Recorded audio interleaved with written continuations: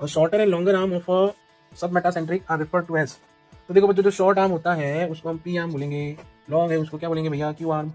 तो ये क्या रहेगा, P arm and Q arm respectively. तो ये हमारा answer. Next, which of the following pair of organelle does not containing DNA. तो माइटोकॉन्ड्रिया में डीएनए है बट लाइसोसोम में नहीं है, बट ये नहीं आएगा। क्लोरोप्लास्ट में है, वैक्यूल में नहीं है, ये भी नहीं आएगा। लाइसोसोम और वैक्यूल दोनों में डीएनए नहीं होता है, तो ये हमारा अप्रोप्रिएट आंसर है। और यहाँ पे माइटोकॉन्ड्रिया में होता है, न्यूक्लियर एनवेलोप में नहीं होता है, न्यूक्लियस के अंदर होता है, ये भी है। नेक्स्ट बच्चों हम देखेंगे भैया, विच of the following statement is not correct. तो कौन से स्टेटमेंट करेक्ट नहीं है। तो देखो, लाइसोसोम है न्यूमेरस हाइड्रोलाइटिक एंजाइम, तो ये तो सही है, लाइसोसोम के पास 50 के अराउंड बच्चों हाइड्रोलाइटिक एंजाइम्स होते हैं। नॉट करेक्ट पूछा है, ठीक है ना। तो the hydrolytic enzymes and lysosome are active under acid, ये भी सही है भैया, ये भी सही है। Lysosomes are membrane and bound structure, ये भी सही है। तो रहेगा last option, are formed by process of packaging in endoplasmic reticulum. तो बच्चों ये जो है, lysosomes are formed by the process of packaging in endoplasmic reticulum, ये गलत है, ठीक है ना। Lysosomes are formed bye processing of packaging in Golgi body आएगी। कौन आएगा, गोल्जी बॉडी, गोल्जी बॉडी आएगी। तो फोर्थ आंसर आएगा, ठीक है। Now, concept of omni cellular e cellular regarding cell division was first proposed by. तो भैया भैया ये जो है omni cellular e cellular pre existing cells में से ही, मतलब every new cells are formed from pre existing cells. तो उसके लिए आंसर तो कौन आएगा, रुडोल्फ विशो 1855 में आएगा, ठीक है ना।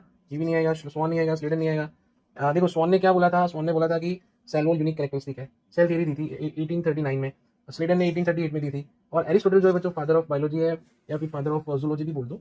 तो हमारा राइट आंसर रहेगा वन, रुडोल्फ विशो। फिर next question is which of the following cell organelle is present in the highest number in secretory cells. तो ये वापस पूछा जा चुका है, सिक्रेटरी सेल्स सिक्रेशन का फंक्शन सबसे ज्यादा बच्चों गोल्जी बॉडी का रहता है। तो यहाँ पे राइट आंसर रहेगा गोल्जी कॉम्प्लेक्स, ठीक है। वो सेल पैकेजिंग का काम करेगी एंड ग्लाइकोप्रोटीन एंड ग्लाइकोलिपिड बनाएगी, और वो ग्लाइकोप्रोटीन एंड ग्लाइकोलिपिड का सिक्रेशन होगा at the target site. Mitochondria तो भैया रेस्पिरेशन में हेल्प करता है, तो वो नहीं आएगा, टीआर भी नहीं आएगी, वो प्रोटीन एंड लिपिड सिंथेसिस करते हैं। लाइसोसोम जो है वो डाइजेशन में हेल्प करते हैं।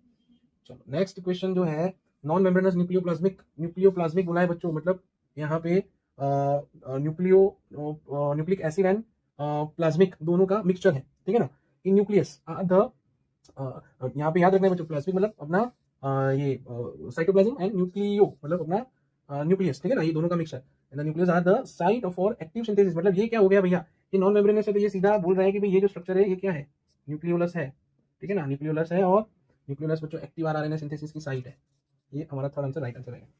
Now, which of the following nucleic acids is present in an organism having 70S ribosome only, ठीक है ना। अब 70S राइबोसोम जो है वो राइबोसोम है, उसके अंदर बच्चों आरएनए एंड प्रोटीन होता है, ठीक है। और ये क्या है, following nucleic acid is present. अच्छा, तो यहाँ पे न्यूक्लिक एसिड के एग्जांपल दिए हैं, बोला है single stranded DNA with protein